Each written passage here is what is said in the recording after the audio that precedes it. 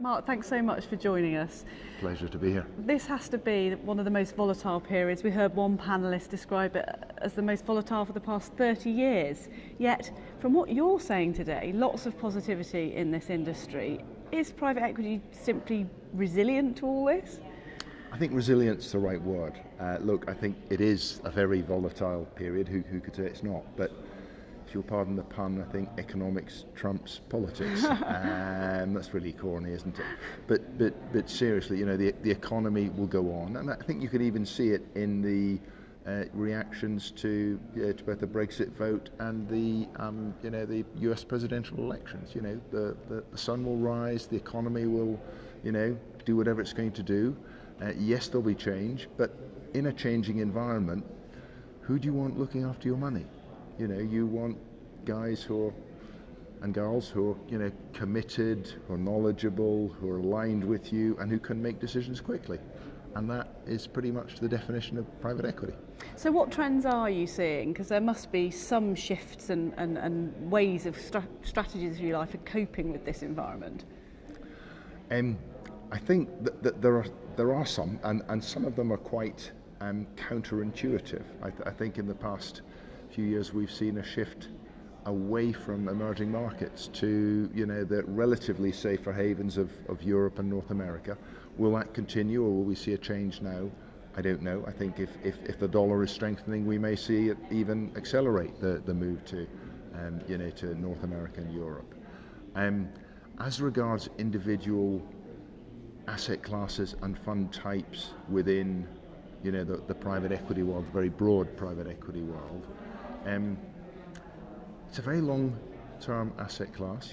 Funds have a life of typically longer than 10 years by the time you have an extension in there.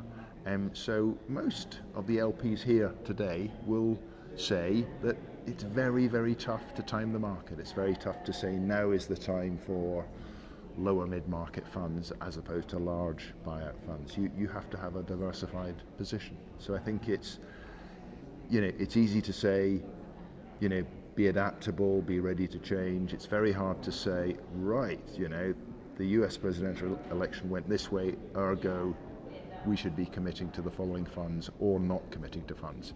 These institutions have to invest, and they're continuing to do so. So we think 2016 will prove to be another very good year for fundraising.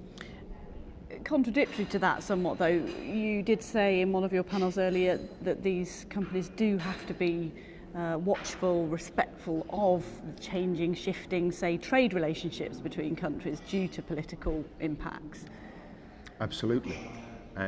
So if you're a global logistics company, are you going to be concerned about possible changes to the global trade environment and maybe a pulling back of the global economy? Sure, absolutely. As an investor, though, does it mean you should be investing less in tech, more in bricks and mortar or whatever? Very hard to make that call. That's years and years of experience looking for the best opportunities. Yes. And talking of those, there's been a lot of discussion this afternoon about private debt being something which is becoming more interesting. I mean, tell me about that. What are your thoughts there? I think private debt has done incredibly well in recent years. It's delivered good risk-adjusted returns for its investors. More and more investors are involved in it. Still fewer than in private equity. Roughly 60% of the institutions we track have an active private equity portfolio. A little over a third of them have an active private debt portfolio. That's growing. The key question, I think, is, are we at an early stage or a late stage in the growth of private debt? Does it have a lot further to run, or are we nearly there?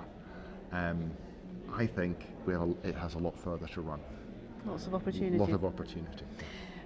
This may have been music to your ears, but one panellist earlier was describing how he thought analytics and data, if you like, would become increasingly important. He used an analogy to Moneyball in sport, that inevitably these big pieces of data can be used in a much better way. Is that something you see happening, and is tech starting to come into this industry more, or is it all just still down to relationships and human relationships?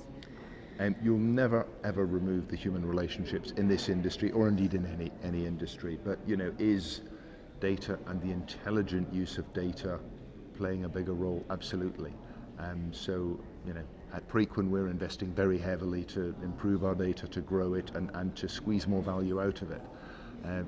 30 years ago in my career, I was very impressed with a quote from, I think it was Walter Wriston, who was then chairman and chief executive of Citibank, and he said that information about money is as valuable as money itself, and that's certainly a mantra that we live by. I was going to say, in your company, that's... Music to our ears, absolutely. indeed. Yeah.